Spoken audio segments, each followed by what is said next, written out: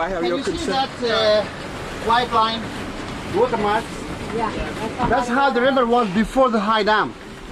Wow. Now the night dropped. And now we are in between the two dams. You can see the old Aswan Dam there, and the new dam is that way. And because of the two dams, small lake have been created here. I mean, this lake has no name. I call it Dam Lake, isn't it? We got a good guide here. Remember we were talking about the dam? Yeah. Did more damage than good.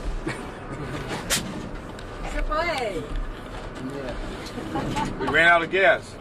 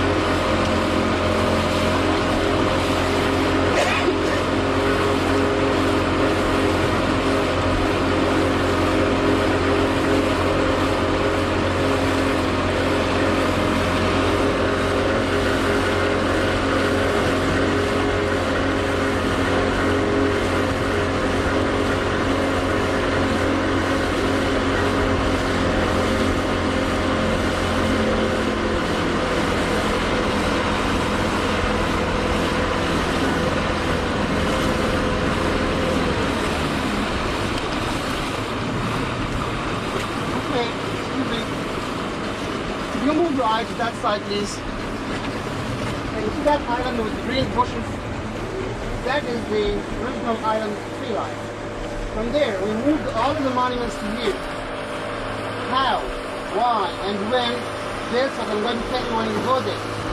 Anyway, 16 temples have been moved from there to here. The main temple is that big temple of Isis dates back to the Ptolemaic period, and then you can see the town gateway there, Roman period, and the temple of Hathor, the wife of Horus, that small one, and you can see that temple, the unfinished temple. That's why we call it Kiosk of Trajan, the Roman emperor, the Trajan. And when we go there, we can see the other temple.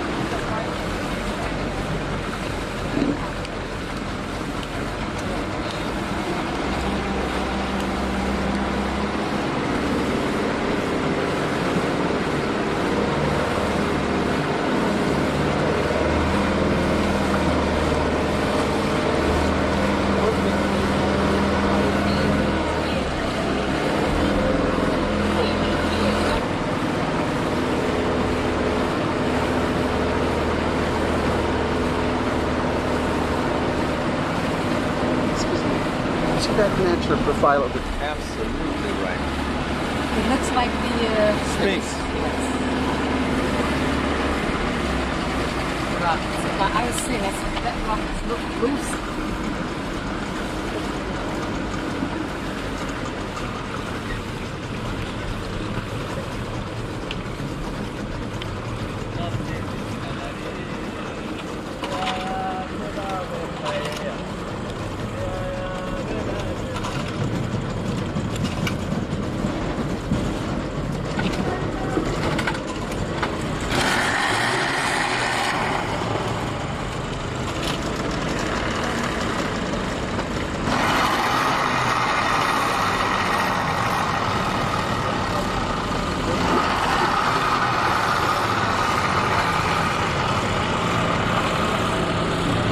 Yes, you shot. I feel like, the ancient island, that nearby island was considered the gateway to South Africa. It was 450 meters long, 150 meters wide. This new site had the same area, almost the same, but it is higher up, something like 12 meters more than the ancient island. Again, back to the names, I said 4 names for each city. The ancient Egyptian name of that island was not like this. It was Pa-U-Lak. We call it Palk. P-A-A-L-K, means the end or limits between the two lands. If you come from north up to the south, here was the end of the Egyptian border. If you come from south down to the north, here was the end of lower Nubia border. So it was in between, that's why they called it Palk. When the Greeks came, they wanted to make a friendship with the natives, with the Nubians. That's why they gave it a nice name, Philia. Philia in Greek means friendship. When the Romans came, they called it P-Lak, P-E-L-A-K, same meaning. The Arabs came later.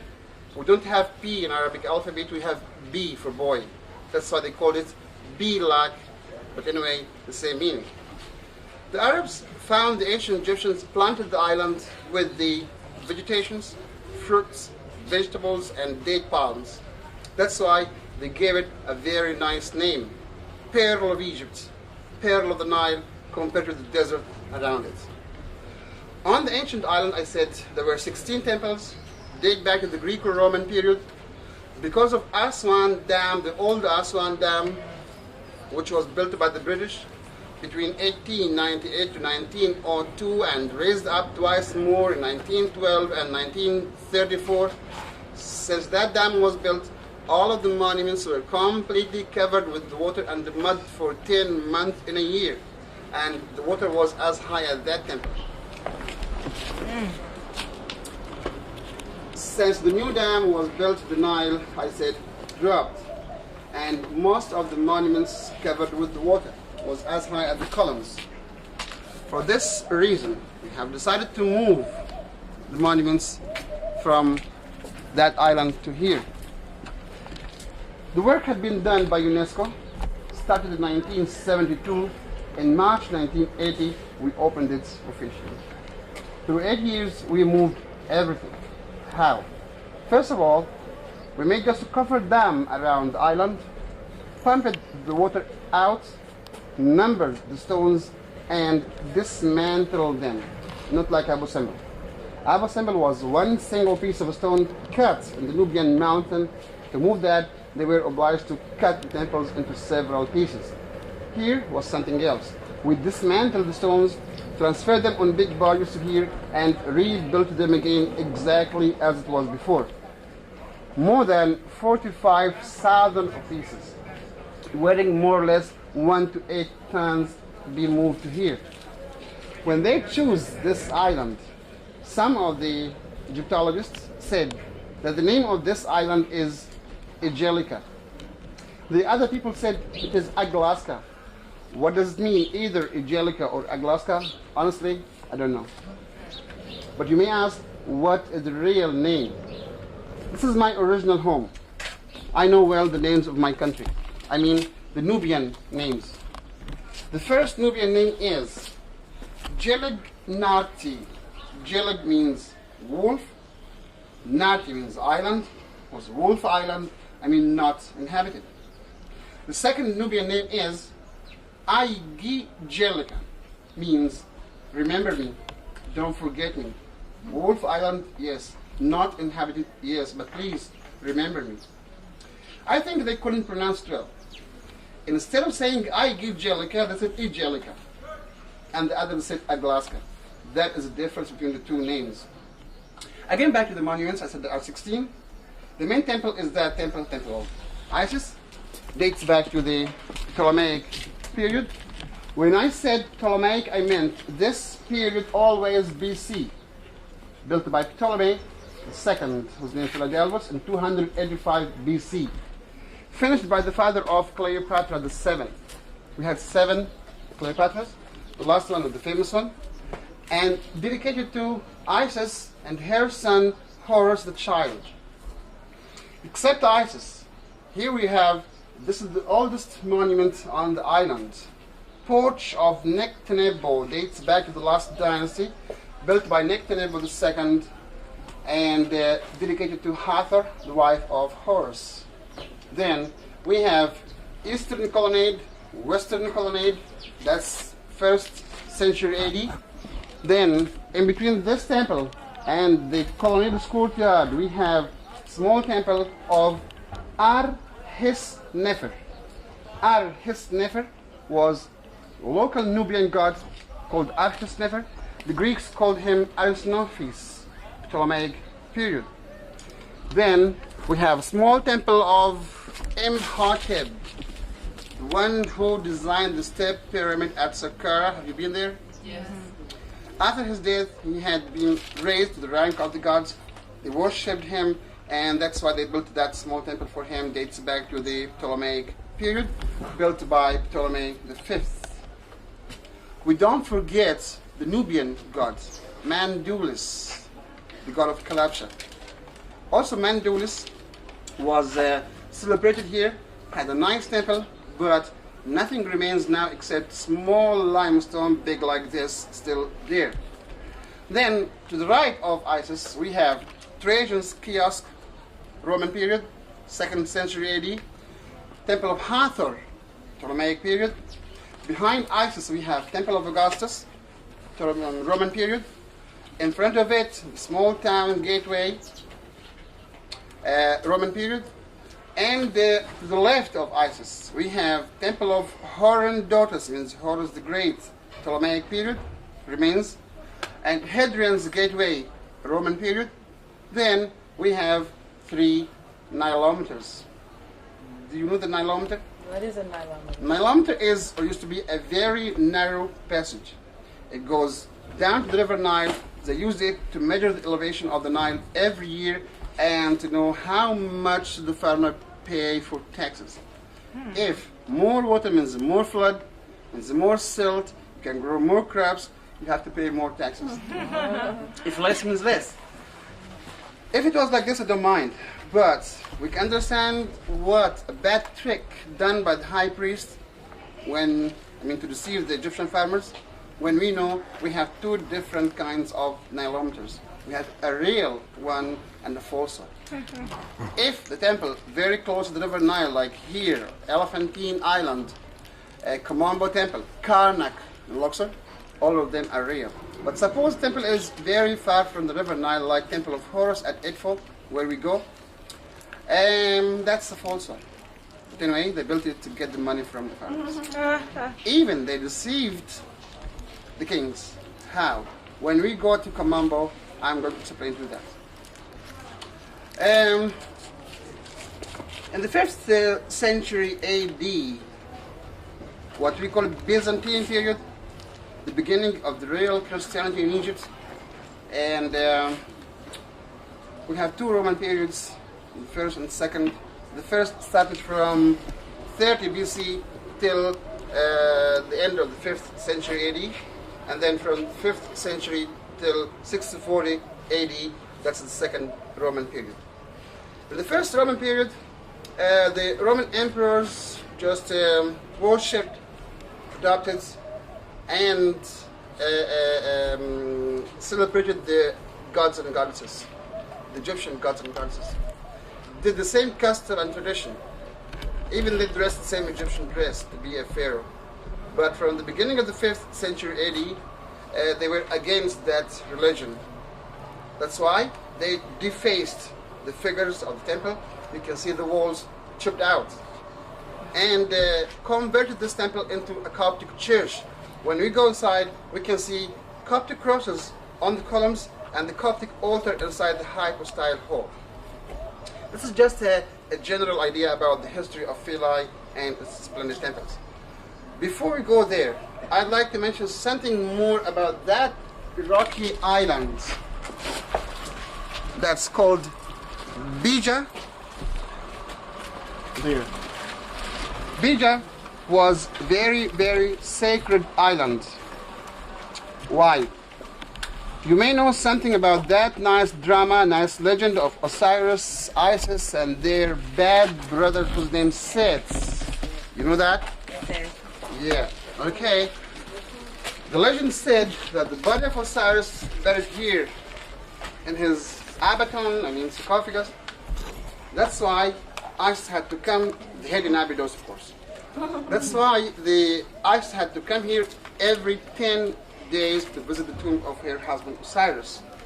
That's why the people had to come here to Philae, once a year to visit the tomb of Osiris and to stay with Isis for 10 days as a pilgrims. And when we go to Edfu, Temple of Horus, you can see the details of that nice drama is written on the outside wall of Temple of Horus. And the great fight between Seth, the bad, and Horus, the good, and who's going to win. What I want to say is, in the fight, Horus lost his left eye. The people loved him very much, and they were behind him to protect him, support him, to encourage him. And they got the eye of Horus, mummified that eye, and used it as amulets. That's why, until now, the Greek and the Egyptians will still believe in this eye. It's called Ojat Eye, or Eye of Horus. We have the left hand stands upright, with the eye.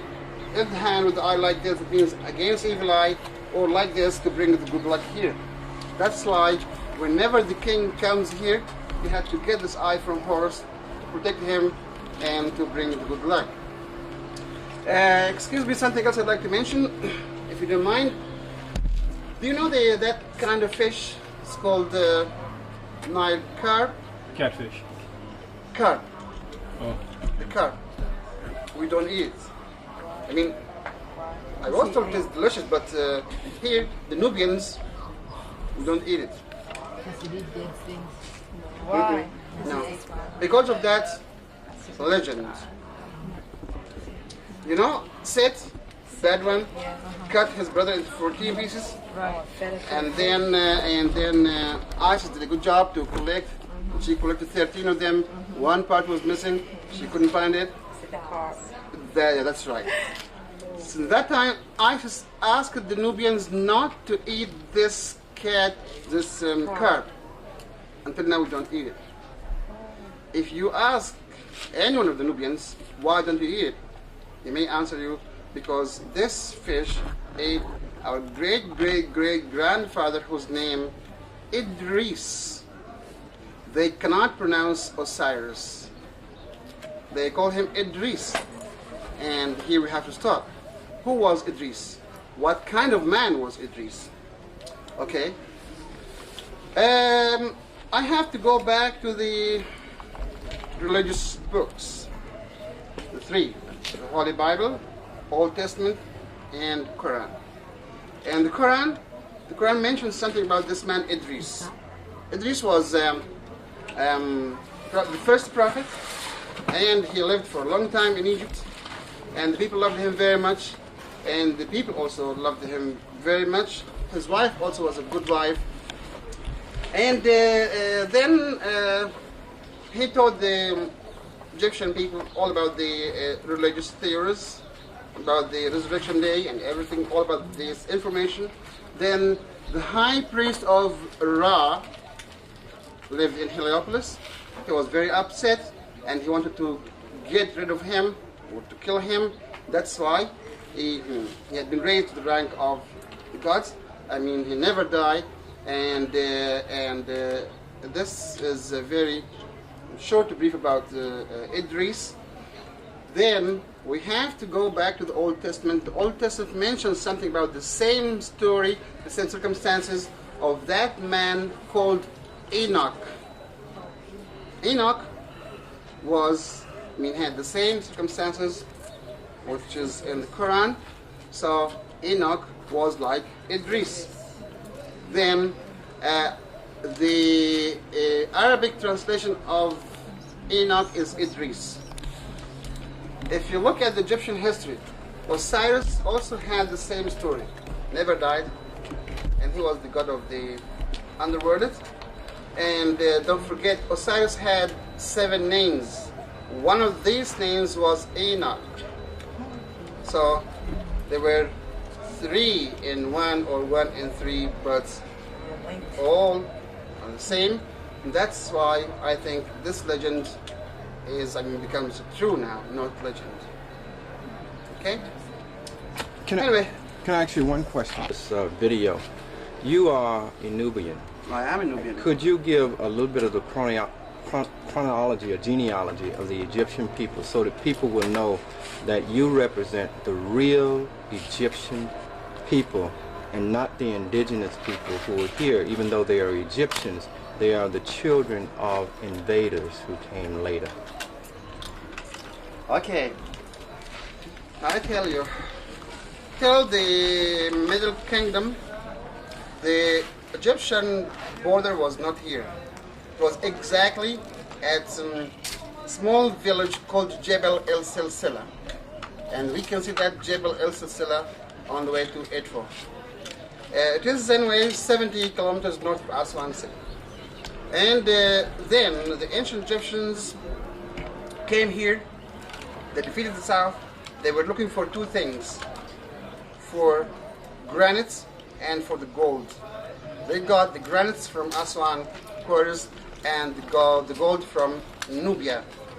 Since that time, they changed the name of this land, because this land was called land of Cush. And who was Cush? Again, we can go back to the Old Testament, and you know Noah. Noah had 3 sons, Sam, Ham, and Japheth. That's how do they pronounce it in Hebrew, Japheth. And if we take Sam also had 3 sons. The first one called Mizraim. That's how do they pronounce it in Hebrew again? Mizraim. The second son called Cush. The third son called Canaan. Mizraim came and lived in the northern part of the Nile Valley. That's why they called that land of Mizraim, which is Misr Emayasar, which is Egypt.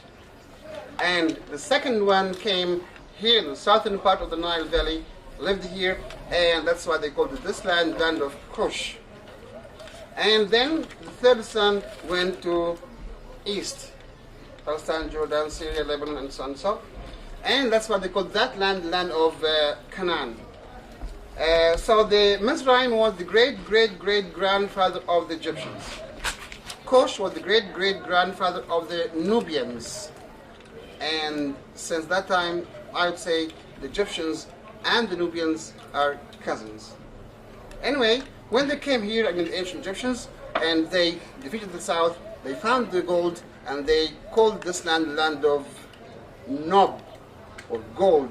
By the way, we, as the Nubians, until now, we say gold. We say Nob for the gold, Nob. And Nubian is Nob. And then became land of gold, Nubia. And as I mentioned before, year after year, they became Egyptians. They worshipped the same Egyptian gods and goddesses. They believed in Osiris here. They loved him very much. And after, in the new generation, it was Egypt, or we are Egyptian together. But mainly, we don't belong to Egypt. Okay, can I do a summary of all this? Thank you. Thank you. Then we'll carry on. First of all, we continuously to run into problems where, as I said before, Europeans are involved with many of the books that are written on Egypt. They're also involved in the education of the tourist guides here. With no disrespect to Mr. Abdullah, but this is not the gateway to Africa. Where you are now is not the gateway to Africa. You are in Africa. This is another psychopathic, racist statement by Europeans to make you think that you are somewhere other than in Africa, by saying that this is a gateway to Africa, as if Africa is somewhere else further down the Nile. Okay? This is a continuous problem that we run into. Even the naming of the cataracts that we saw yesterday that we talked about. You don't name no cataract against the flow of the river. That's why they came in and named the first cataract here. This is the 6th cataract in this region. The first cataract is a little north of Khartoum. You mean south? Little north of Khartoum. Oh. Okay, which would be That's better. south from here. The little north of Khartoum would be the 6th, would be considered the first cataract, and this would be the 6th cataract. This is something that we have to definitely get straight. When we also look at the first dynasty, the pharaoh named Normer, who defeated Scorpion and reunited Egypt, where did Normer come from? Normer came up from the south. He came up from the region that would be considered Nubia. This is another thing that we have to look at. If we look at the old kingdom pharaohs in the pre-dynastic period, all of this came up from the south. This region was called the Tanihasi. Egypt was called the Temerian. They were not cousins. They were brothers. One nation of people. That's no different from the Kikuyu and the Maasai. Not two separate distinct nations. The culture is the same because, yes, Nubia was the mother. As we repeatedly said, the oldest kingdom found in Nubia was Tasseti, going back over 26,000 years. It's in the area of Kustul. As I said, Bruce Williams, who did the excavations in this region from the Oil Institute, have dug up many of the artifacts to validate that, in fact, Nubia was the mother and, yes, Egypt was the daughter. But again, we find a continuous breakdown. Even the breakdown is even further when we get it into the theological racist concept in the origins of man. Meaning that the theological origin of man, Ham, Cush, Canaan, and Punt. Those are the theological racist interpretations of the origin of man. For instance, the Africans in this region biblically would not be considered Africans, but considered Hamites. Black Caucasians, as they call them. This is just an allegorical racist myth that was brought on early by the early Sanhedrin priests. You can't take and put a biblical story on the information that you see here. Those are just allegorical myths that you can't find nowhere. You can't go and show me no Cain, and you can't go and show me no Ham, but here you can come and see Osiris written, the long legacy that's on the temples here. You can't connect that with this, because these people came and stole these concepts from here. So when we start talking about and connecting the allegorical stories of the Bible, the Old Testament, the New Testament, and the Quran, you cannot connect that with this. This is other people's interpretation of African people's history. Whether we deal with it anthropologically, with the Caucasoids, Mongoloids, Negroids, this is another anthropological racist interpretation of the origins of man. And we have to continuously look at that. We can't continuously find ourselves locked into a biblical interpretation trying to identify our history. Because if you do try to identify your history on that level, then you would have to justify the fact that you were cursed by God in the Ham story. As the Ham story tells us that these early Jews wrote against African people. Why? Because they were stealing everything from here, as we'll see as we proceed along with our journey. Excuse me just one second. When I said Philae was considered as a gateway, I meant the ancient Jews, when they came here, they had no idea about south of Egypt. Mr. Abdallah, hold up. I can't believe that you're making that statement when first of all, you're the first time we've had a guy here in the 10 years that I've seen you. How could you make that statement when in the tombs of the nobles you can go up there and see Harkuf? And you know Harkuf made many expeditions to the south, as well as Hatshepsut, as well as Sahori. I'm coming. Wait, give me a chance to... So how can you say they had no identification with the south? Please wait a minute. Because before 5th dynasty, the people believed, as a primitive people, they believed that the source of the Nile starts from this cataract. Of course, they made a great mistake. When the local governors of Elephantine Island did their expedition to the south, they sailed up as far as Ethiopia, where is the last cataract there. Then, when they came back, they recorded all about their expeditions on the walls of their tombs here in Aswan. And they corrected that mistake. They said, the first cataract starts from there, not from here. Anyway, there are 6 cataracts. We call this the first if you go up the river. And it is the last if you come down from Ethiopia to here. But anyway, that's why before that they called this the gateway to the south. Didn't Hatshepsut go to Punt, present-day Somalia? No, I mean 5th dynasty, that's a long time before Hatshepsut. Well, we'll continue, but at the same time, the same primitive people that he talks about are the people that brought morality to the world. Coming up out of pre-dynastic period of Egypt, we have accounts of this. You cannot come out of so-called pre-dynastic period of Egypt and build a pyramid. That would be like saying that the white boy came out of the caves of Europe and built a space shuttle. So he's telling us that the primitive people, okay, who they were then, but these are continuously European interpretations. And I can't sit here and allow my ears to accept these kind of terms. Now, yes, we knew about the interior of Africa continuously. Now, if we understand that our ancestors called that land Taneter. Taneter was the Holy Land. We said continuously, even far back than even what you're saying, on the papyrus of Hunefer, we came from the beginning of the Nile, where God happy dwelt at the foothill of the mountain of the moon. Yeah. that being Kilimanjaro and Rwenzori, where the snow-capped mountains stay snow-capped year-round. All the zoomorphic types that you can see on the temple all relate to the interior of Africa, with the lake of fire and the baboons called Mhetet. Why are they around that lake? Because that is the same lake that if you took the journey all the way back to the interior of Africa, you would see the same baboons all around that lake that they call Lake Victoria, which is the African name for Lake Nyanza Mwanza, that they changed to Lake Victoria. So continuously, so even if we deal with the papyrus of Hunefer, we came from the beginning of the Nile, where God happily dwelt at the foothill of the mountain of the moon. Any other interpretation, they will try to keep you in Mesopotamia along the Tigris and Euphrates River. Now let's proceed on. We love it. We love it. We love it. I think you're going to get an education, sir. But you're my brother. I love it. Because it's necessary. What I was going to ask you was this.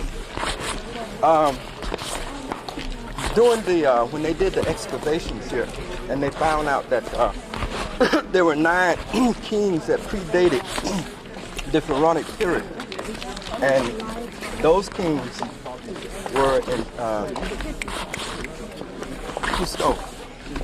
The 9 kings that they dug up, the grave sites that predated the Pharaonic period.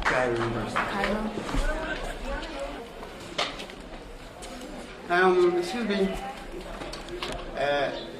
One day was a big large door was stood here, and you can see the hinge still there. So the door used to come this way to that big lock. And that's why you couldn't find any reliefs on this side, because this was beyond the door. Just you can see this French graffiti. In the Mamluk period, some of the French soldiers of Napoleon, they came from the pyramids as far as here, and they wrote this graffiti in French. But here we can see this high reliefs telling us that's the king holding his candlelight and making the offerings to Isis. What I want to say is, it's very strange to find this here. If you look at the name of this king, we can understand something very interesting. I said this temple dates back to the Ptolemaic period, was built by Ptolemy II, whose name Philadelphus, in 285 BC. But if we look at the name here, it is Ka-Keber Re. Ka-Keber Re, that was Nectanebo II. His full name is written there, 2 cartouches. And who was Ka-Keber Re? That was the king who had built that oldest monument we've been there. So that man wanted to build this temple for Isis, and he didn't finish. He just built this gateway and never finished this temple. Because on the rest of the pylon you can see the names of Ptolemy II and the father of Cleopatra. But here on this gateway you can see the names of that king Nectanebo II.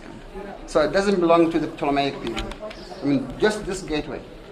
Okay? Here you can see the open courtyard behind the pylon. Can we go to the shed there?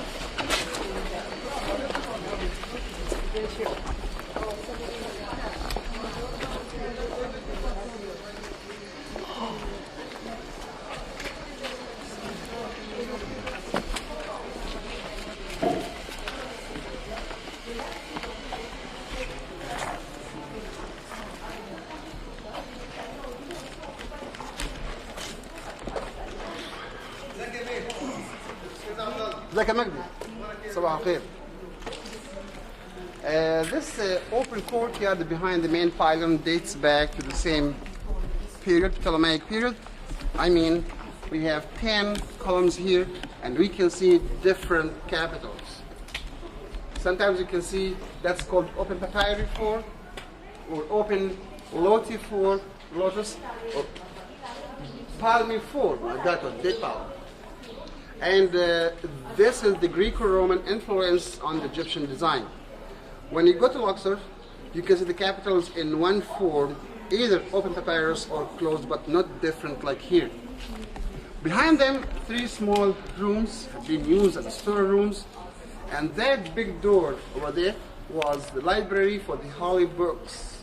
It's very unusual to find the library outside the temple. It used to be inside. Otherwise, that's called Mamasi. Mamasi, it's a birth house for the deliverer to give birth. Symbolic and unusual.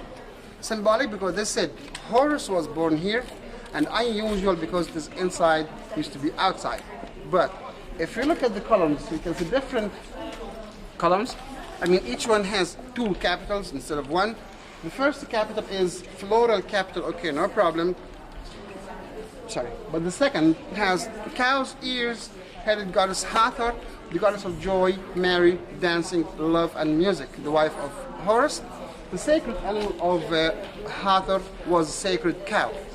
Above the head is the crown of Hathor. At the same time, from above to below, the crown, the head, and the column all together to make the musical instrument of Hathor is called sistrum. It goes like this. You hold them like this and shake them like this. Either high priest or the king had to play with that sistrum inside the shrine to drive the evil spirits out of the shrine. Then they had to burn incense before the gods to bring the good spirits inside. And this is what we call it Hathorian columns. When you go to Luxor, Deir al-Bahari, temple of Hatshepsut, you can see the best Hathorian columns at Deir al-Bahari.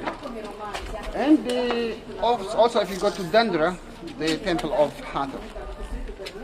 Looking at the second pylon, it's quite similar to the first one.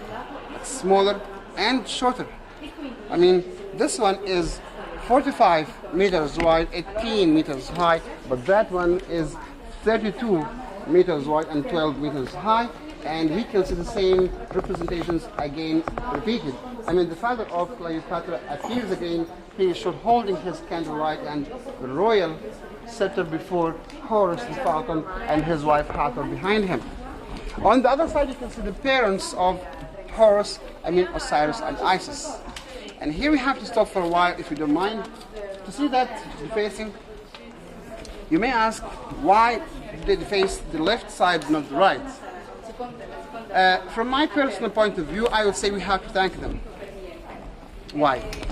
If you look at the back side of this pylon, we cannot see something. Both sides have been defaced. But also we cannot see something else.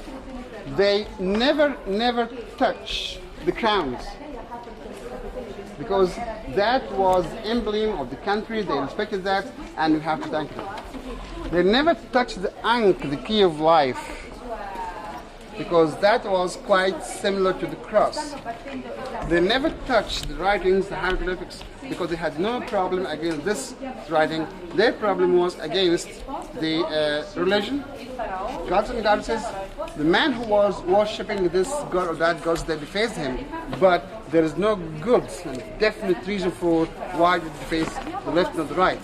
Because if you look at that, Ammon, you can see him up there with two long feathers. They defaced just the upper half of Ammon, but not the legs. Why? No reason for that. Behind him, they defaced the whole body of his wife. They never touched that wall.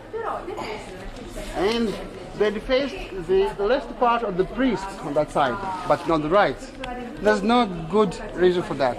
So I would say they would just wanted to deface, and that's all. Okay? Would you like to go to the mammoth first before we go there?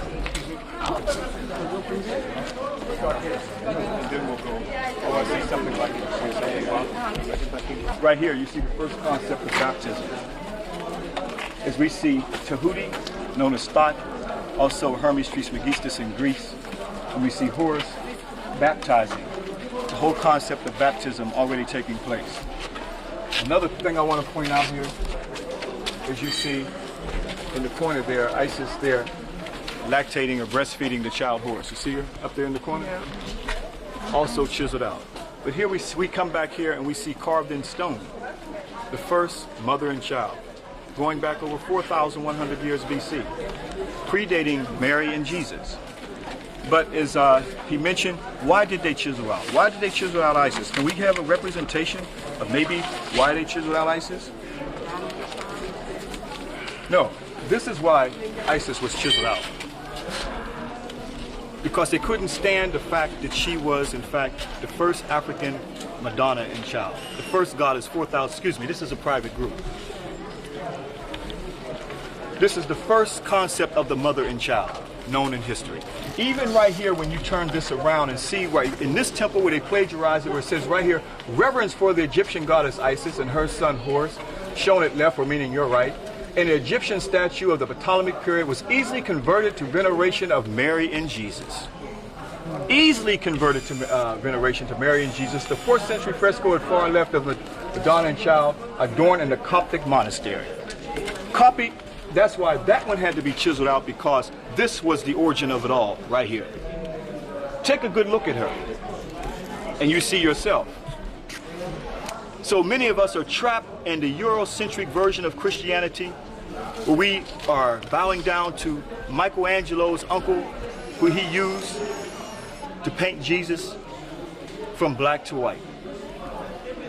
And that's why you see continuously, you see again over here, Isis, again chiseled out. She's chiseled out here because it was the African goddess, and they were at this point right here in this temple, they were changing it. Justinian, who came right here in this temple and shut it down. 535 AD. At this was the pivotal point where they were changing the African spiritual concepts into the European religion. Did you hear what I said? Yes. African spiritual concepts to European religion. Religion, the deification of themselves. Spirituality being in one with everything, the universe. Not only that, over here,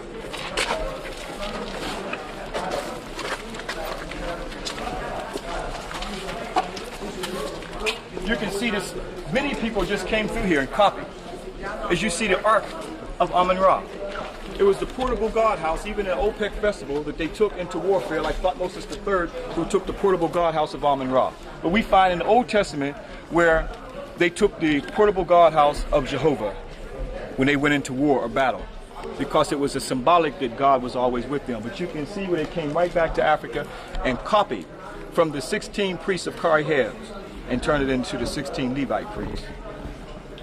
But maybe the technology have gotten us here too fast to understand what we're actually looking at here. Carved in stone, where people came in and looked at the temple and wrote books and then sold them to the world.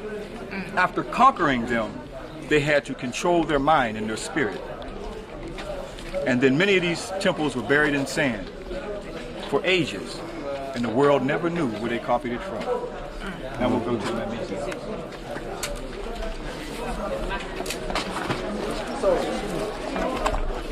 And he said, you were going to be our guide today. And I asked, what did I ask? So where is Farouk? Because Farouk knows why we're here. We're not here for the same reason these people are here. Farouk has been with us for years. He knows that we are here, why we are here. Farouk knows the history. He knows it because Dr. Ben taught him. Taught him well. Okay. And I knew that I had not seen you, and I knew we may have some problems. But I feel I feel personally that you give an excellent history, an excellent interpretation. I really like the fact that how you gave the interpretation of why they chiseled out and left the crowns. But there are other interpretations. I know it's not your fault, but it's been brought down through this system, in the educational system, by way of Europeans. Yeah. Okay, who this whole thing was dug out by tourism and is controlled for the most part by Europeans. You see, I myself may say something unconsciously, but I try to be conscious as much as I can when interpreting our African ancestral history, and I may have to be corrected at the same time by someone in here. So it's nothing against you, it's just the training that we have gone through, and the victimization of our Holocaust, of our story, which is told endlessly on these temples, and is not told correctly, because if it was told correctly, you wouldn't have these people coming here, and there would be no money for tourism. Did you finish? Can I say something? Sure. Okay. First, all of us, we are looking for one thing, for the facts. So I love this this way, discussion. From the discussion we can make knowledge. It's not a problem. You said it's a problem. No, it's not. No problem between me and you. No, at all. Yeah. No problem. But I love the discussion. Right. Yeah. And from this discussion, we can make knowledge. Right. And bond and grow. Yeah. So, from this point of view, may I ask you a question? You show us this nice photograph of ISIS. This is it. Okay. And you mentioned something. You said ISIS, the African goddess. May I ask, how do you know she was African, or why do you call her African goddess? Okay, first of all, how do I know that she's African? I can look at her and see that she's African. Because of the color? First of all, not only the color, there's no one prototype, first of all, that defines an African facial characteristic, hair, and so forth. You go throughout the Nile Valley and see various facial characteristics. But the time period, first of all, where we are. We are, first of all, in Africa. That's right. One. Yeah. Okay, that's the number one. Yeah. These temples are built in Africa. During the time of the history of ISIS, there was no Europe. Yeah. Okay? That's The right. history that was told here was strictly an indigenous history that came up out of the Nile Valley. It did not come from Europe. It did not come from Mesopotamia. It did not come from China. It came up out of the Nile Valley of the story of ISIS. So I see that the history and legacy of the story right here on the continent of Africa. That's right. How can we look at her being nothing but an African? Especially when the story that's told by her is told by Africans that came up out of their ancestral history. That's right. From this point of view, I agree with you. We are in Africa, so all of us are African. But in Africa, there are so many countries, and we can identify them with their countries. So we call Egypt, Morocco, Libya, and so on and so on. So in the beginning, I would say I am Nubian. Then second is I am Egyptian. The third is I am African in general compared to the other countries. Now, you have France, is that right? I have France. You know about England, is that right? Yeah. You know about Germany, is that right? Yeah. In Germany, you have Germans. In English, you have the British. In France, you have the French. But they all come together on one thing, Europe. that they're Europeans. Yeah. Now, why is that so difficult for us? It's not difficult. German European, Egyptian African, Sudanese African. Like this. Exactly. I born in Africa, which in Egypt, which is in Africa, right? Go ahead. That's what I want to ask. Right. So, So go back to ISIS. back to ISIS again. From your personal point of view, you say this is Africa. Okay, we can say this is African goddess, but Egyptian origin. Egyptian origin. Yeah. With Which is in documentation. Africa, yes. Right, it's in Africa. It is Africa, yes. Yes. It's our continent. It is Africa. Where's the story, the oldest story of ISIS? How far back does it go? Or the pre-dynastic period. Pre-dynastic period. Where does the pre-dynastic period take us to? Take us to Around what regions would you say how far back it goes? Egypt. How about Sudan, maybe Ethiopia? We had no idea about Sudan at that time. We're talking about Egypt. The pre-dynastic history of Egypt, not the Are you pre-dynastic. familiar with the Palermo stone? Yeah, not the pre-dynastic period Are of you familiar with the Sudan. Palermo stone? The Palermo stone, you're not familiar with it? No. You went to Cairo University, you know nothing about the Palermo stone. What do you mean by Palermo? Palermo stone talks about the pre-dynastic dynasties. Oh, Palermo, yes. Yeah, I know that, yes. How far back do these dynasties go? How far down the river does that go? How far? 300. Tasseti, you heard of Tasseti? Yes. Tasseti is 32, where- Tasseti is 3200 where? BC. Tasseti, how far back does Tasseti go? 3200 BC. No, not Tasseti. Oh, That's Egypt. 26,000 years. Tasseti. 26,000 Oldest years. Nubian kingdom. Okay, but I'm talking about the pre-dynastic period. That's when this appears. pre-dynastic. What's Yeah, the date that when it is on this- ISIS when in this the appears. museum? In the museum, in Cairo Museum. This is just late period. This is late period statue. Late period? Yeah. How late? Ptolemaic period. No, this is not the Ptolemy period. It is Ptolemaic. No, it's not the Ptolemy. From the feature, it is Ptolemaic because this is not the feature of Isis. It's not the feature of ISIS? No. Who's the features of? The crown, yes. The baby, yes, but not the same feature of Isis. Because look at Isis here, not like this. In the late period, you can see a lot of... If you've seen Ramses, Ramses' statue is in in Memphis. It's standing in the field. Why is it different from the one that's lying out inside of the building? Why is it different from the one in Abu Simbel? If it is real Ramses, there's no difference between them. If it's the real Ramses? Yeah. Why is that Ramses standing in the field different from the other Ramses? Because that's not real Ramses. See, the process of education is built into the European system as an extreme self-hate, where one cannot accept their true origins. You can't deal with the fact that her features look like this and it's Ptolemy. Yeah. But we can be on this forever. But I agree with this. But like Farouk, you need to have some more interpretations of ISIS.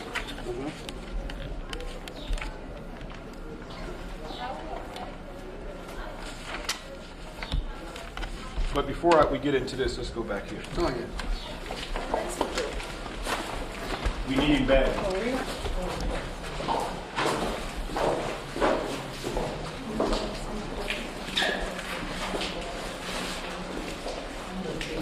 Okay, come and explain this. Would you like to talk about this? Isis. So what's going on here? Okay, but I mean, look at your photo and look at the face of this Isis. Deal with the story of ISIS. Okay. Because you got, as you see right here in the group that you have here, you have many facial characteristics. As I said before, there's not one facial characteristic that defines. There's many pictures of ISIS and all types of facial characteristics. But give me the history of what's going on here. I said there, this is the man in the great house, and here you can see Isis. He's showing with her baby, her Hippocrates, her the child. Aaron is giving life to Isis. And on both sides of Isis, you can see that's Tuhat and the goddess of Upper Egypt, Nekhbet. They are shown helping her and protecting her. Now, in your training, did your professors at Cairo University, who were European trained and probably European themselves, did they tell you that this is where they copied from these plates? This plate right here, the concept of Moses drawn from the bulrushes. Here we see Isis in the papyrus swamps. Isn't that what we see here? With her young baby horse? Is that what we see here? What do we see here when she's inside of the papyrus swamps? Isn't there a story that Isis had to go to the papyrus swamps? No. Okay. You know how to read English? Why don't you read up here down to here, out loud for all of us to hear. The religion which exists in Egyptian texts tell us how the goddess, after she had conceived horse, returned to the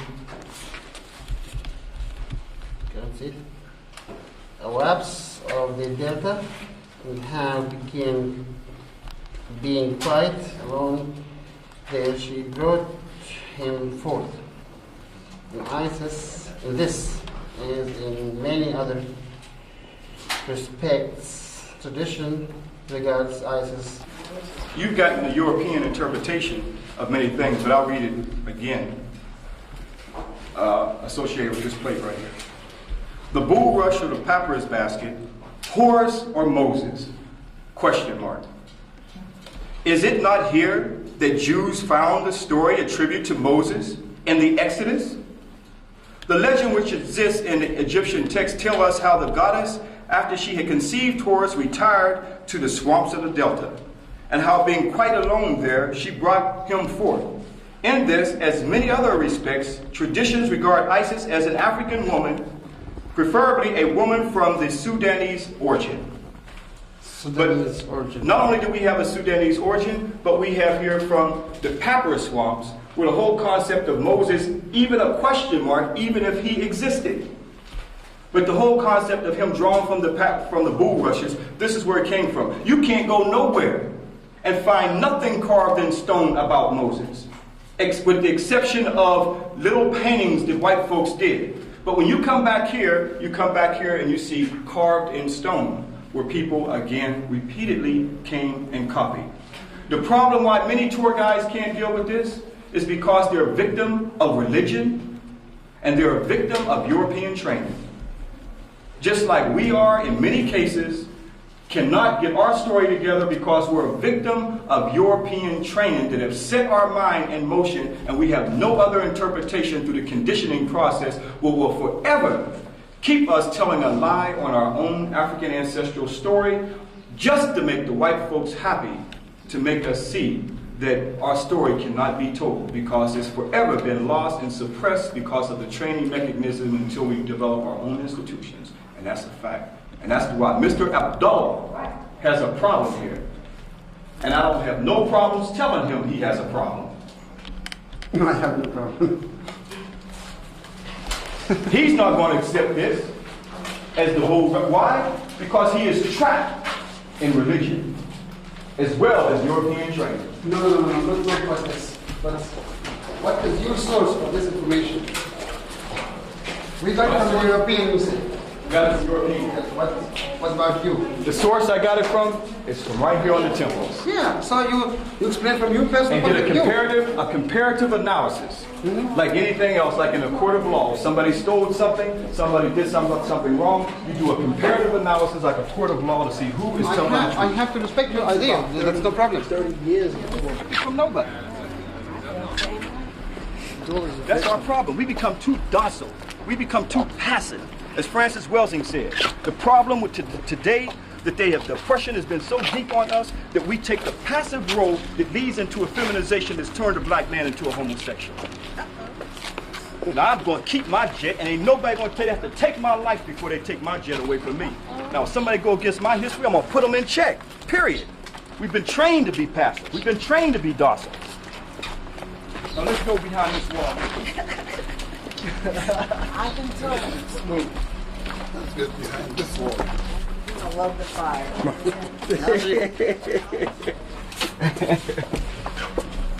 Now, I'm going to explain a few things, and then you can have your sites that you want to do, but I'm going to do this one here.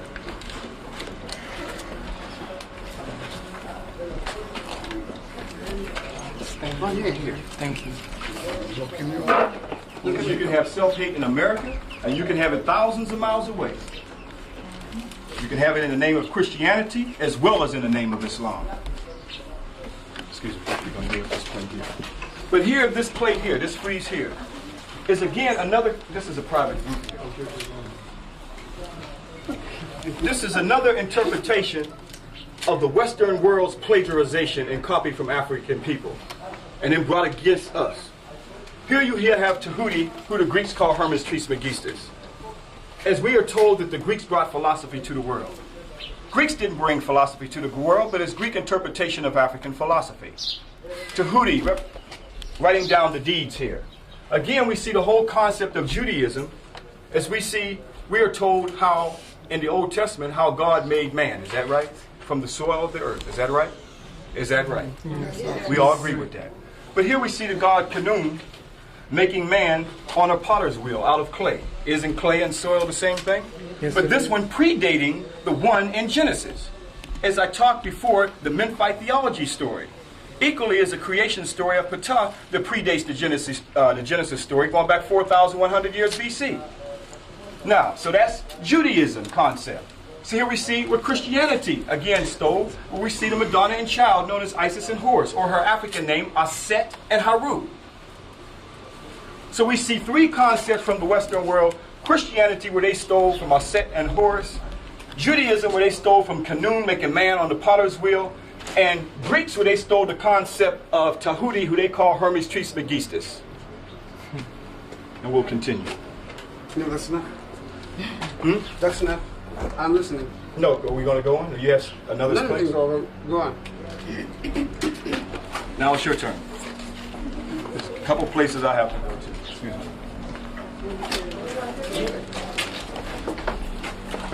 place we don't go into the temples are the holies of holies.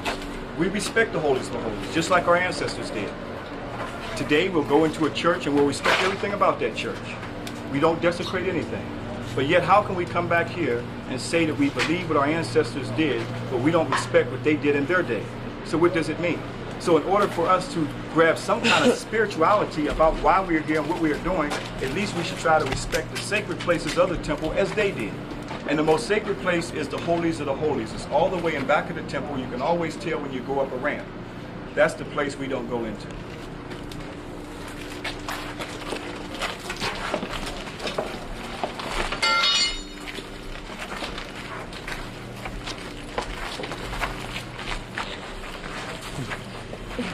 I love this.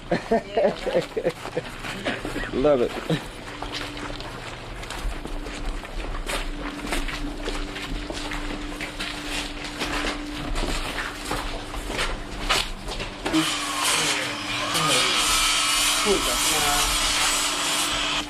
Shukran.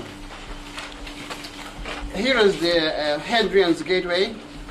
It dates back to the Roman period, and you can see the representation of Happy, god of the river Nile, and he represented in this form female body and male head.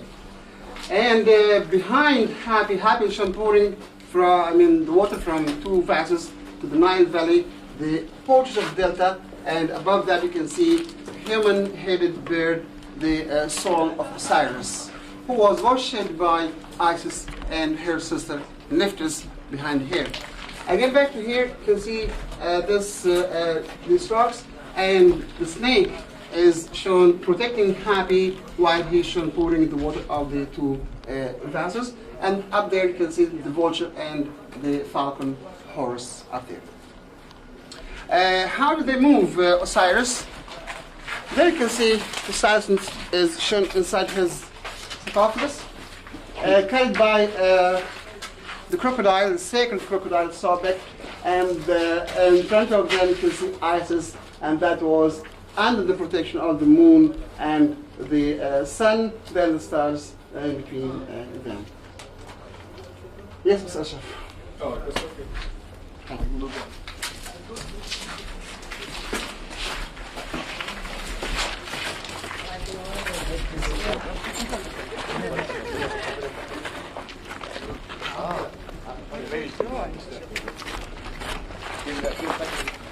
The ladies can go up the steps.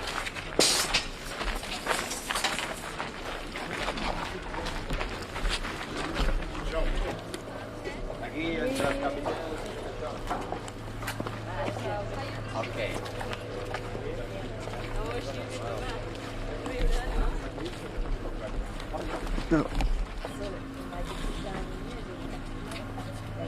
Again, looking at the Medu Neter, you can see that the concept of the cross was already long known by African people, as you can see right there. Even though that is an even cross, over here in the Medu Neter, you can see more of an elongated cross, seeing that this was already an African symbol representing peace. Until Constantine took this symbol from Africa, as he calls it, Segnia Vincius. Segnia Vincius. In this symbol we shall conquer. But originally the symbol represented peace. So again we see both crosses, the cross that the Coptics took and the cross that later Constantine took. We still see it carved in Medu Neter, which is an ancient symbol. And yes, we see the symbol for life, which is the Ankh also. But our ancestors, where can we find the most purest form of life? Where? If they used that symbol for life, as we know our ancestors knew the body, we did surgery, we knew the anatomy of the body and so forth. So they look for the most pure form of life. We see, why is she holding the loop? Why is the loop always gripped? Because in here is why. The womb, the baby, the child. The new life that'll come. The Immaculate Conception was simply that the coming together of Osiris and Isis, being that there are two spiritually clean people, that they would produce new life. Right here we see that Now look at the uterus very closely, and what do you see? Huh? Yes. See, we're still locked. Yes. Can't see where the whole true concept came from. So where is the most purest form of life? Inside of the woman. And that's why you've got to have the fire like a volcano, because if you don't, you won't get it. Right. Now who would like to hold this for me as I take my pictures? I'll hold. Preferably a woman. Love it, love it, love it.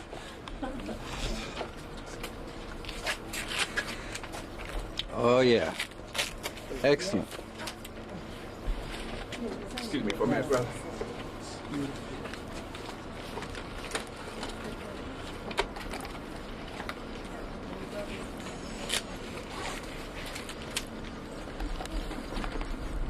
Excuse me a minute, brother.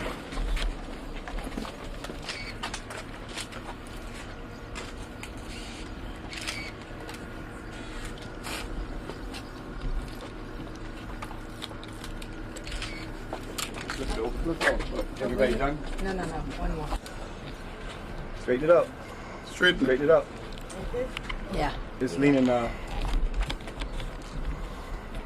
right. 1 second.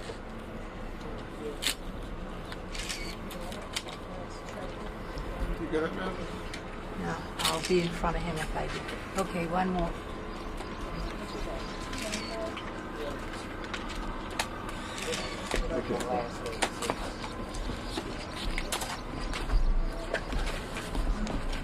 You have any problems with that? No, this is very good. I appreciate that. Very good. Yes. We'll go this way. Let's go back And to when the we temple. finish, You can go in the temple. he's really gonna be my brother. We are brothers. I love it. I love it.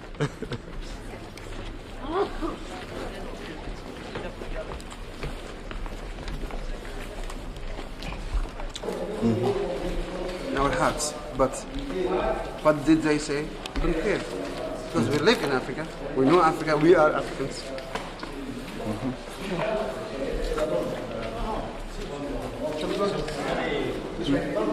Yeah, okay, it's on you.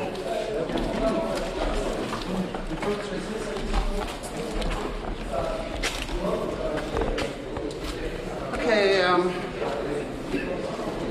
brothers and sisters, you mind if I say that?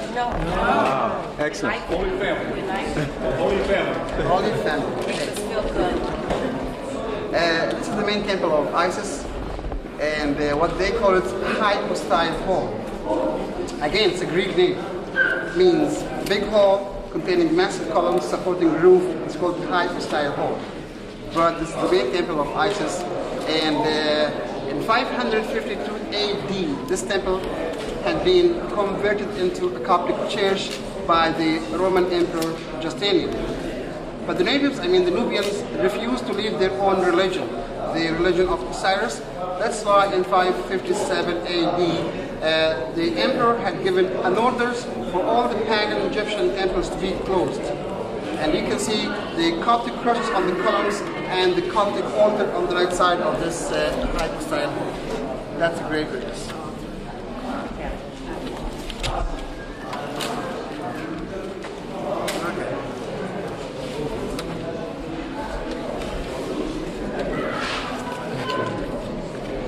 Excuse me. Let me get that cross right down on there. Yeah, but this is it's on the altar too.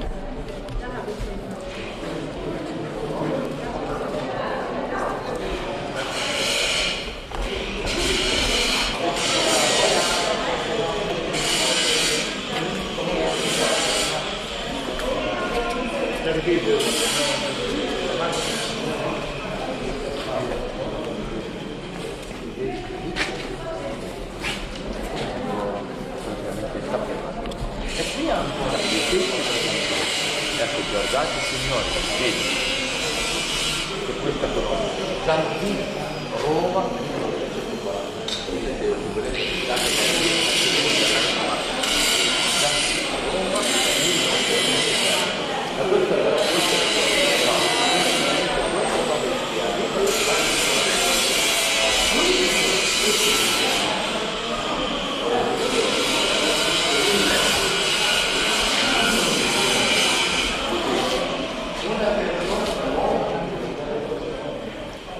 we have to look at to activate our African consciousness, because as we move throughout America, there are symbols everywhere. All symbols have meaning. All symbols tell a story. For instance, when you look at a cross, as you saw it in America, even though you look at the symbol tells you a whole story. Is that right? When we look to the temples here, you'll notice that no matter, when you go into the temple, you'll see the snake going up the pole. Do you see it? Yes. Now you can see where the caduceus, the medical association symbol, came from. Because in all the temples you had to go into, it was a concept of rising up for the sunam banam, which was symbolic of the immortality of the soul. And the wings, again, representing spiritual consciousness. Isn't it the same thing, as I said before, that Masons have stolen from us in their own secret societies that African people already knew about? Where you see rising up to the God consciousness, which they even say right here, Rosicrucians Cosmoconception. May their efforts be crowned with success and speed the day when modern science shall be spiritualized. Modern science shall be spiritualized. And conduct its investigations of matter from the standpoint of spirit. For then, and not until then, will we arrive at a true knowledge of the world. African people were already there. They came out of the caves and didn't understand nothing about spiritual nature. And that's why you have the same symbol here as you see right here on the temples. And now all this science is locked up in the secret societies. The Masons, the Eastern Stars, the Elks, and so forth. But they tell us they got 33 degrees. Still in frozen knowledge, because it's 360 degrees of knowledge that makes the whole story.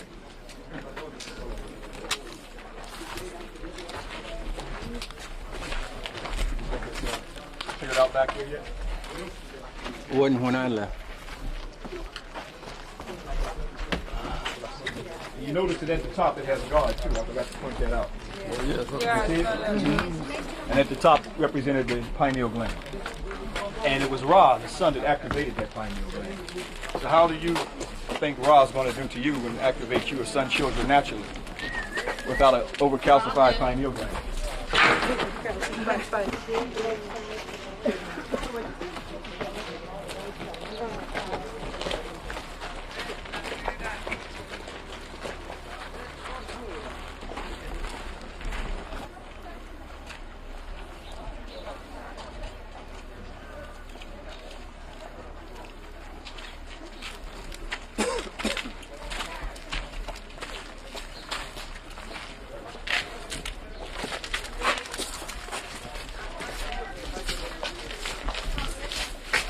Now, this is the same thing. This is on all temples, right? Yeah.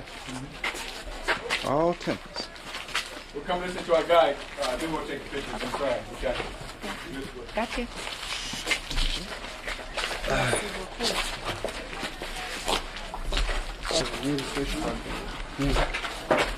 Music. Yeah, and it's a new research done by the Egyptian musician and the American doctor, and as the European, I mean the Greek. They said the musical scale is not Egyptian, I mean, not African, and they said that's just European. The ancient Egyptian had no music like us today, and those people in this good team just prove the opposite. They found they got a flute from the Egyptian Museum, Cairo Museum, Which is right over there. and asked the manager to play on it, and he found just 5 or 6 flutes, and he played on the oldest one, which dates back to the New Kingdom. Maybe you can let everybody know if everybody wants to hear. You want to talk about The Egyptian We have a lecture. musical scale.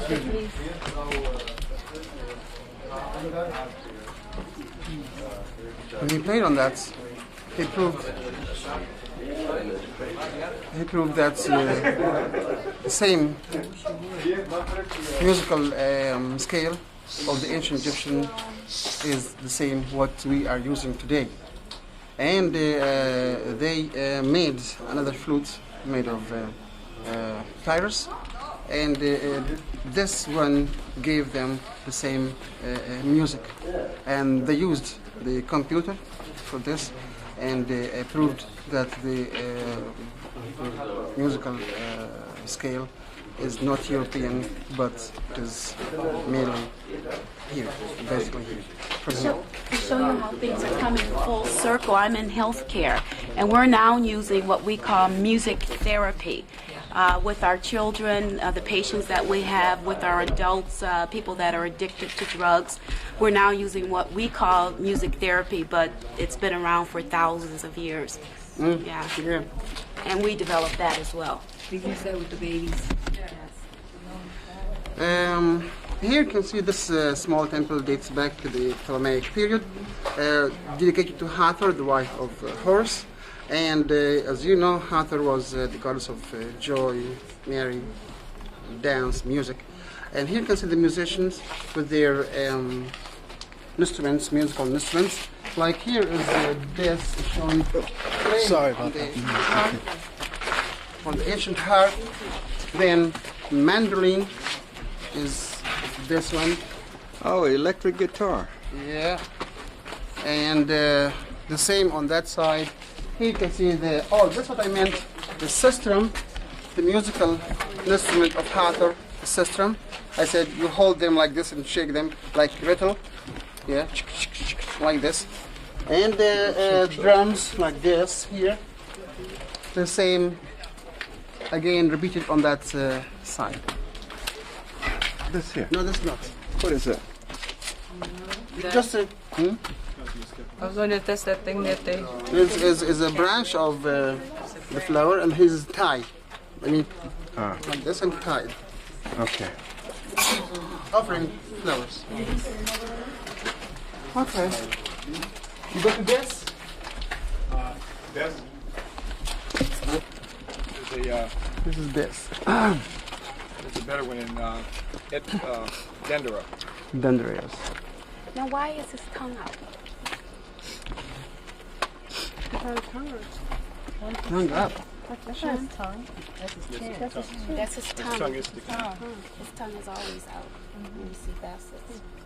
The thing about it, you can find the symbolic, you can see the symbol of Bes everywhere in the world. Asia, South Pacific, because who is Bes? Bes is no other than the Twa people. The first people who, in fact, migrated up out of Africa, who inhabited this land and continued their migration around the world. Before you had any other people on the planet Earth, these were the first people, and that's why they were always acknowledged here. As he's also known as Bes Horus. There's a concept called Shemsu Hor, or the Falls of Horus. And in Edfu, this is one of the ancient stories of the Falls of Horus. And the people who followed Horus, as the story goes, who was a king up out of the south. So we get continuously stories of this migration up out of the interior of Africa. How can we be so naive? How can we let ourselves be so ignorantly stupid to realize that people fall and migrate along the banks of a river? How can we be so naive and stupid to let the psychopathic racist Europeans make us even think that you're not even in Africa? When we see the Nile coming up out of the interior and flows 4,100 miles, we can see this is where it all began. How can we let them tell us in one light that man began in Africa, but yet when it comes to relating to the civilization, it began somewhere else? How ridiculous does that sound? How can they let us tell us that there's Dignesh, who they call Lucy, showing that the earliest representation of man came from this land. But when it comes to relating to civilization, relating to spiritual concepts, then they will even accept spacemen like chariots of the gods before they would even consider you. Why can't they tell that? Because the story that they have in the Western world is told endlessly on these temples. And for them to acknowledge us, they would have to acknowledge that their story is a stolen story. And that's why continuously the racism gets so deep that it gets ridiculous. That's why we have to call it a psychopath condition. We're not dealing with a racist, we're dealing with an innate psychopathic problem. And once you understand your story, you understand why.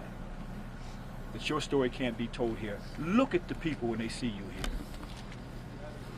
Because they know that they are not the children of the sun and shouldn't even be here. And they know that everything about this story, from the zoomorphic types and everything else, came up out of the interior of Africa.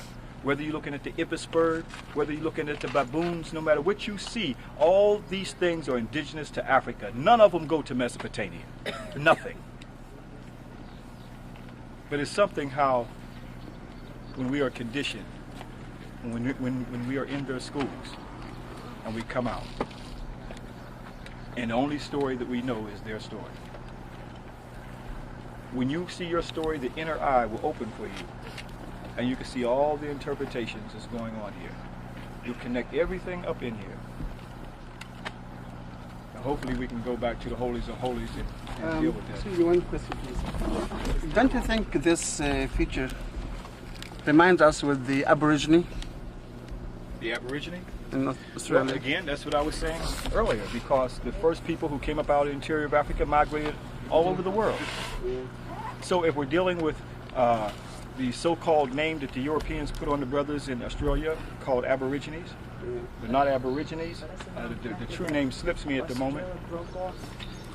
But they are, whether we're dealing with Melanesian islands, Fiji, Vanuatu, okay, Mindanao, these are all the same Africans who migrated out thousands of years ago, before Europeans were even in existence. And I was told that the Aborigines is the first people on the earth. Do you think so? Black people were the first people on the earth. The people who they call Aborigines in Australia are part of the migrations who came there. But the first people on the earth are what you're looking at, the Twa, who came out of the interior of Africa. The same people that Harkuf, from the tombs of the nobles, went to the interior of Africa to meet. On the papyrus of Hunepher, that's why it says what? But The interior of Africa. why did they left We their own came from the home? beginning of the Nile, huh? Why did they left their own home and migrated to Australia? People, like everything, have migrated for many reasons. Many reasons. The volcano region in that region, from the interior of Africa, caused migrations for people to migrate. Food caused people to migrate. Whether it's following herds of animals or so forth. All these things caused people to migrate. This did not happen overnight. It took countless thousands upon thousands of years. Let them know how they got there. It was all one landmass. I think it was all one landmass. Well, that's the question, you know, because I mean we're talking about a major cataclysmic event of breaking away of landmass and so forth, and all this. But I think that a lot of those string of islands that you see everywhere, even as you see the Earth as it is now, it's possible for Africans to migrate. How do we find the brothers in Fiji who are still excellent navigators who are still looking at the stars? And there was a documentation on that. So they can go from one place to another, from one place to another. So I personally don't take the view that it was all one landmass and then it split up, and that's how we got, we're talking about a major cataclysmic event. But I do believe that many of those string of islands, some of those islands were connected at one time, just like you see the Strait of Gibraltar and so forth. There was a little bit of landmass. It doesn't take much if we were all here and we were the only people on the planet Earth, and we're looking over there and we can't get over there to those rocks over there. See, I mean, that's how ignorant they make us look seem as Africans. It's, as though we were on the west coast of Africa and we just looked at the water and didn't, dare to venture. The question which is confusing me, why don't we help those people? Excuse me? Why don't we help those people? I mean, the Aboriginal or Well, I think this is what this is all about. We need to help each other because we are all in a bad situation. You're in a bad situation here in Nubia, as well as we're in a bad situation. Africa's in a bad situation in diaspora all over. So if Europe can have the NATO alliance, and we can have the African alliance. They can have the North American alliance to bring them together as Europe and so forth. And now you have the what Bush is calling the New World Order. The New World Order, which is really to order us out. we should have a order to order African people to come together in unity. That's what's going to cause help. Okay, that's what's going to cause us to take in, to deal with the control of the history in this area. We are not so serious on this. No.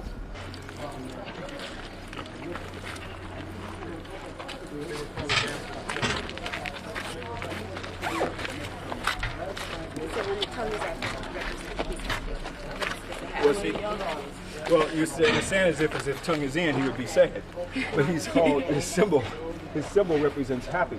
See, so if the now is called happy and he was called happy, the tongue out means happy. Happy also denotes what? Being happy, which also means happy. People who are called happy as well. See, the now, the ancient name for the now is happy. That's the name of the now. I know, but I'm wondering why the tongue means that. I left the Where? Can we go to The same, the people you see in town are not the same people you think in town. where are we going? Is he there? The guy? Right there. Oh, I thought he was from. There he is right there. We're going this way. All right, guys, we'll We be were back. already back there. Okay.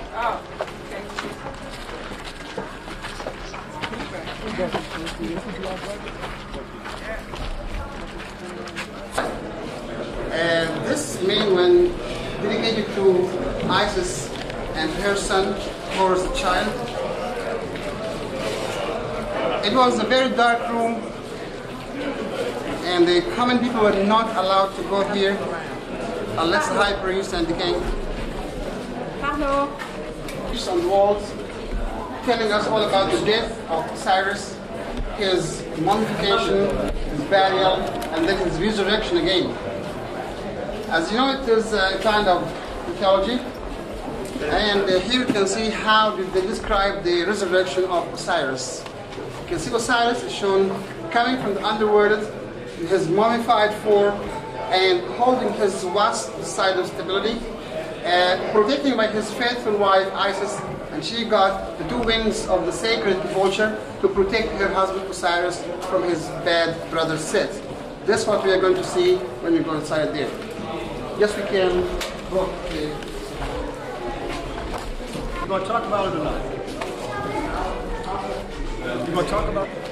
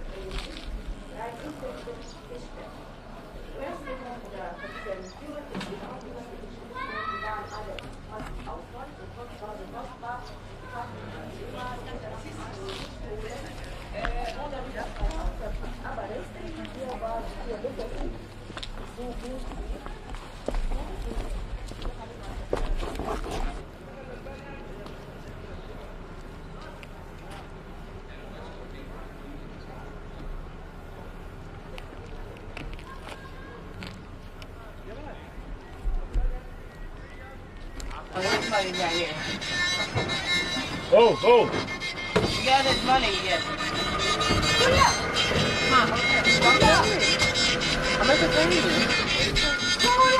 Holding this boat up here.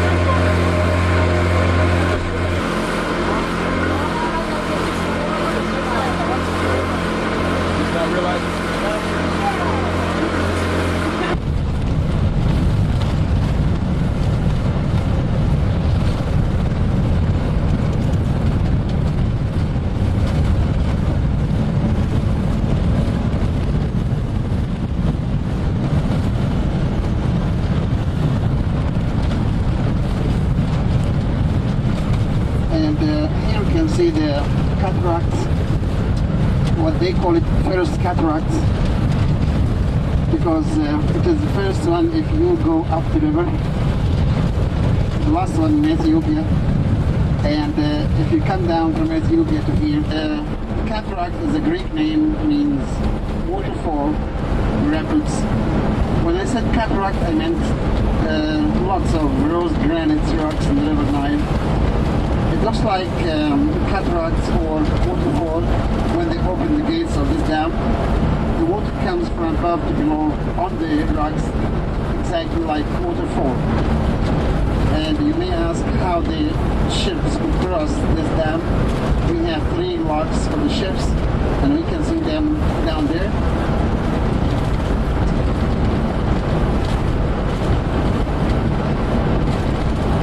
From here you can see the high dam on the left side. That big huge wall across the river is a high dam. To the right you can see the new power station. It is in operation since 2 years ago.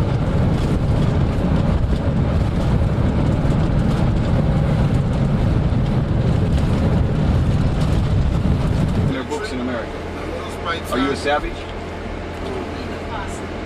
Well, if you don't accept the term, them calling you savage, why should you accept the term of the Middle East?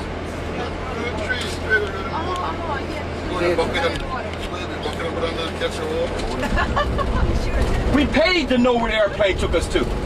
Where? Now we paid too much money to come here for somebody to tell us that we are somewhere where we know we're not. This is your opinion. The same confusion that they have you in. We might as well be in China if that's the case. We're in China, y'all. We're going to see the Great Wall. It's right up here. I told you, you're in China. And the Great Wall is right up here. This ain't nothing to lose. China. And I told you, don't you think anything different. Far East. That's China. No, this is China right here. And I don't want you to think anything different than that.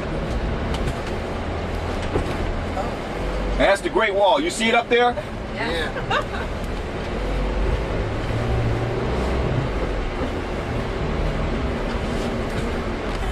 And don't you think anything different. Why not? Because we're in China. I'm going to work on your mind because people would have rejected them. But he made a point about all of us working together all over the world. Yeah. But you know, I disagree with him from the standpoint saying no, that's not true. And enough of us start saying it, then that's going to help.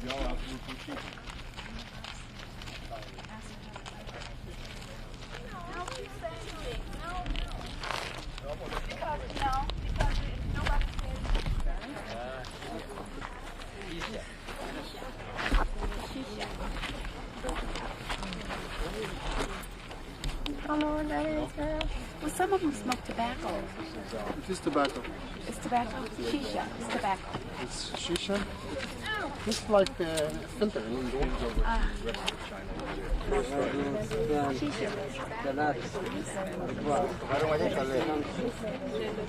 And just because you see it in that kind of contraption, you think. Exactly. So. You think that that's what's happening. And it's not. And see, now we go to India and you see those people smoking pipes and they're smoking hash.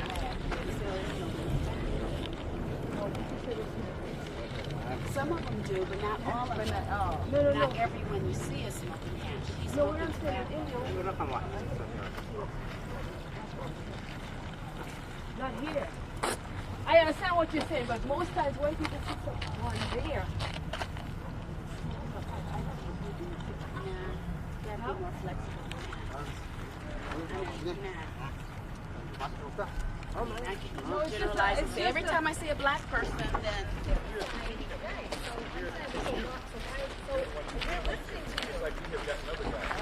He has changed other guys. He has given me the program. The guy is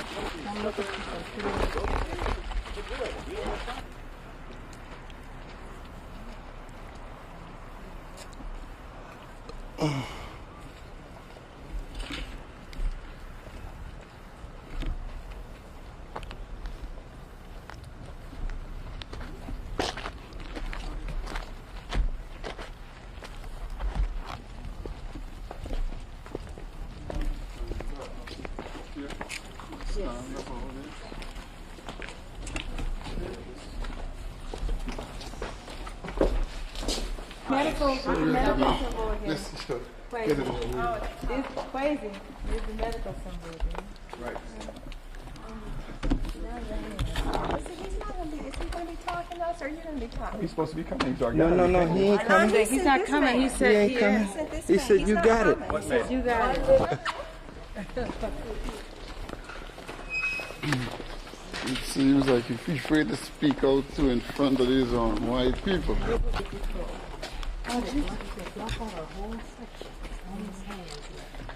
This is again one of the few temples that we have intact. This temple also would have been flooded out by the Nile, but they reconstructed this site also, the temple of Mendelusi, that many Europeans again don't talk about him. Why don't they talk about him? Because to say he's the older brother of Osiris, when we get the history of Osiris, Osiris himself, as our ancestors called him, Asaru, he himself was ancient. He himself came up out of pre-dynastic period. The oldest stories that we have of Osiris is that he came from the south. He came from Ethiopia. And when he came into... And again, we see Mendelusi here and Isis. The identification of Isis, how you can always tell, is with the cheer on top of her head, with the sun. Okay. Without the cheer, it's Hathor, or Het Heru, the house of whores. Now, even though we've talked about Champollion, who took the Rosetta Stone up out of Africa, but yet we find that this has not been interpreted yet. Excuse me, I'm on the wrong side. This has not been interpreted yet. What is this? What is this writing? Ancient writing, the Mesoretic script, that no one has interpreted yet. And where does it go back to? Again, back into the interior of Africa. So yes, they have deciphered the somewhat of the Medu Neter, what they call the hieroglyphic, the heretic writing, through the Demotic, a Greek form. But yet, this here is still unknown to us. How far back does it go? How far back does the writing system go in Africa? We can go all the way back to Mona Mentapa and see again that there's Medu Neter writing using picture scripts on bowls and plates and artifacts that were found. So the fear is that your story is so ancient, it's so far back into antiquity, so far back to the dawn of time, that continuously when something is dug up, you have to be erased. When you understand your story and you understand your... And when that fire, there's nothing wrong with fire, because fire is blazing, it opens you up. It opens you up and you're able to see. And we have to understand, in order for us to interpret this, we can't accept nothing less. We can't accept somebody coming and telling us that we're in the Middle East when you have paid to come to Africa. It's an insult to your intelligence. Yeah, it's true. That's what it's an outright insult to your intelligence. I don't care who it is. Now, if the man doesn't know where he's at, I know where I'm at. We know where we are. And that's what we come back here to see.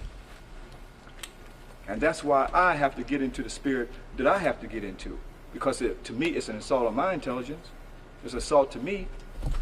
And he keeps telling me what somebody else told him. That's why I said, what do you think? But he himself would not let his own mind say what he thinks. Lets me know how much he's controlled. But you know, he listened. You'd be surprised. Later on, he is going to start to question.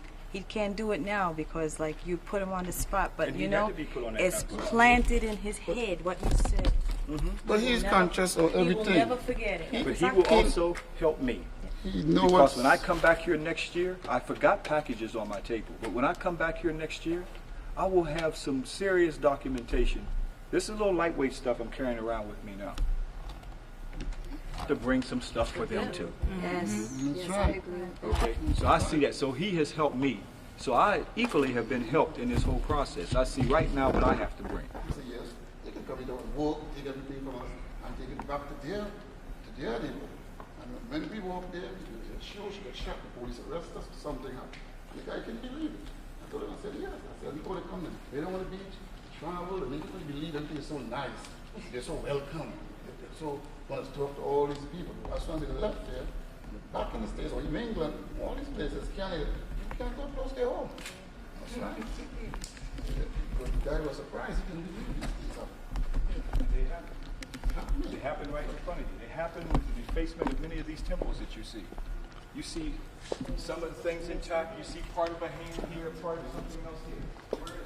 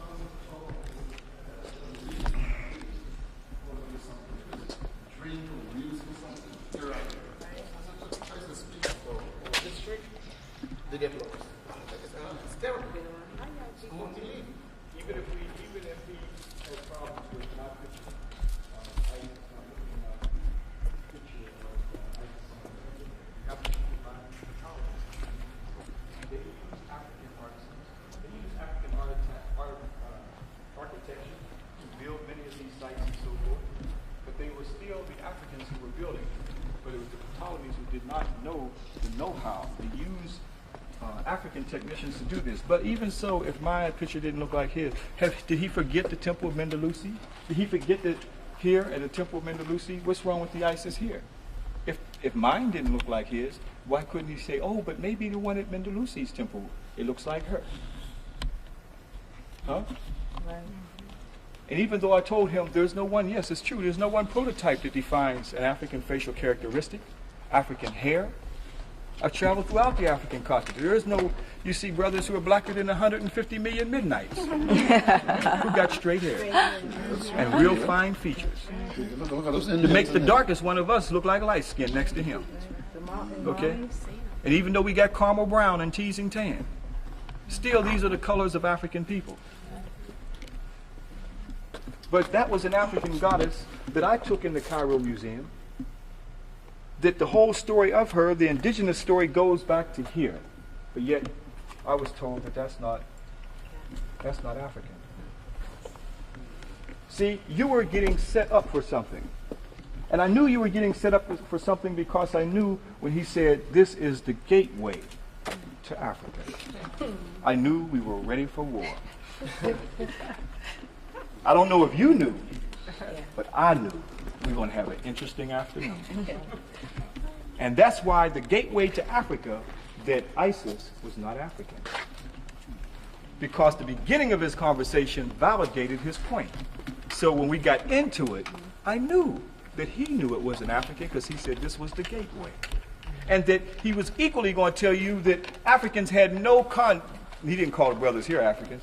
The Egyptians had no contact, as he called them Egyptians, had no contact with inner Africa. But he didn't know that we knew about the tombs of the nobles. He didn't know that we knew about Harku. He didn't know that we knew about Hatshepsut, making her journey into the interior of Africa. He didn't know that we knew about Sahori. So he was shocked with a body of knowledge at that.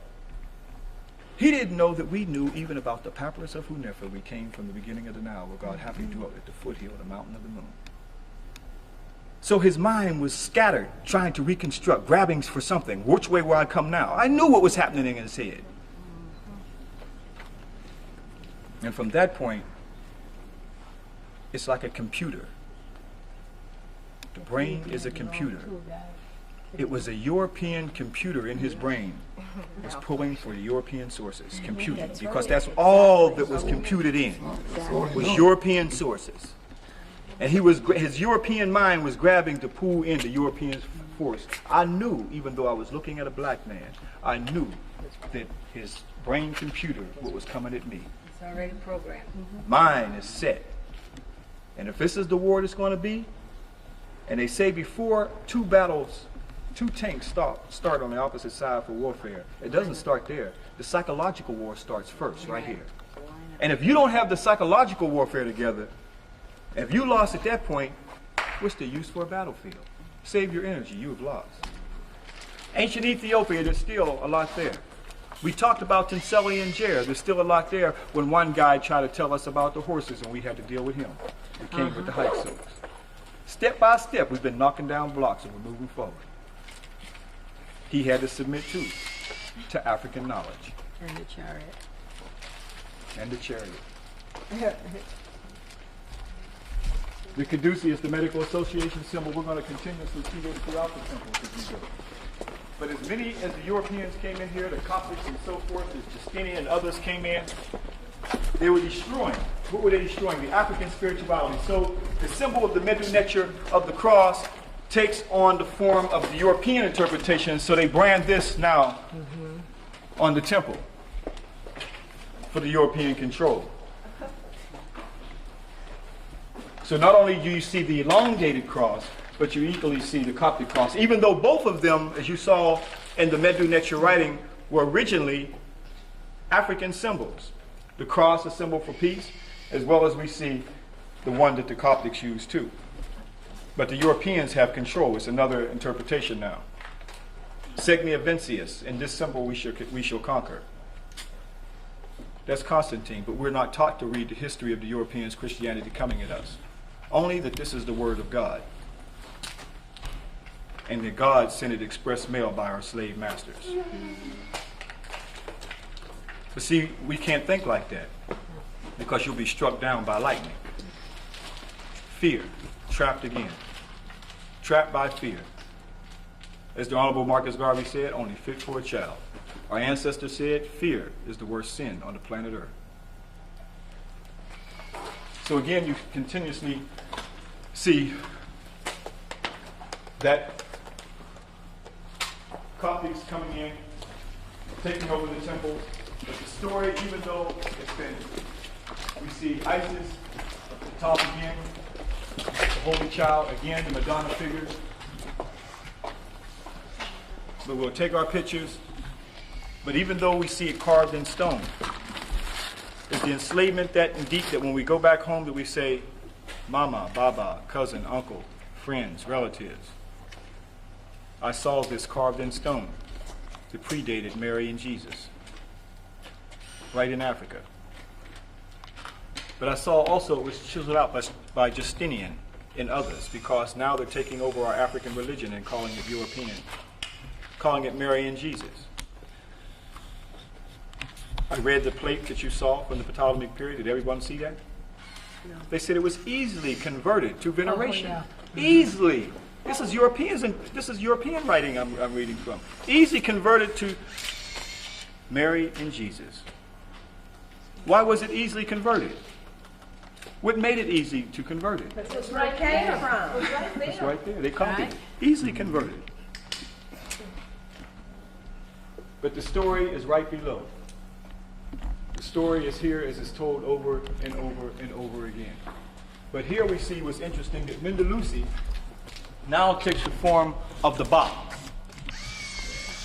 The Ba, the soul. This is one of the first forms that we have of Osiris's brother taking the form of the soul.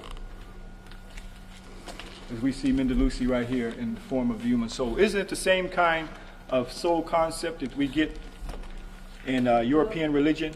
Yes, there's a dove ascending. There's a dove, a bird, or even an angel that you saw on those stained glass windows that you never saw yourself ascending or descending, ascending to heaven or going to hell. No, there weren't any black people as the angels, but you had little white angels all over the stained glass windows. Now, I know I got to relate the ancient history with the contemporary stuff that we are victimized by. I can't separate them. Or what this will be is a bunch of mysticism. And we will try to hide our own history. So I have to connect the past and the present in order for us to go into the future. So that's why I continuously connect you to what we came out of, what we know, our present, and also our past, to know that this was all here. Again, you see continuously everything was chiseled out.